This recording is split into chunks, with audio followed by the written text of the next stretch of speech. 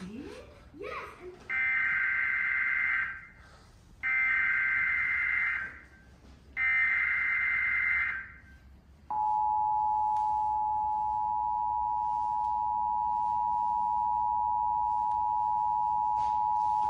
The following is a coastal flood warning from the National Weather Service for the following counties in New Jersey: Camden, Gloucester, Mercer, and northwestern Burlington, and the following counties in Pennsylvania, Delaware, Lower Bucks, and Philadelphia.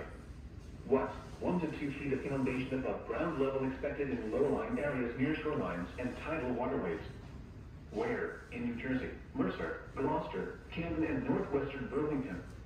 In Pennsylvania, Delaware, Philadelphia, and Lower Bucks. When? Until 5 p.m. this afternoon. Impacts. At this level, widespread roadway flooding occurs along tidal waterways. Some roads become impassable. Minor damage to vulnerable structures may begin to occur. Take the necessary actions to protect flood-prone property. If travel is required, do not drive around barricades or through water of unknown depth.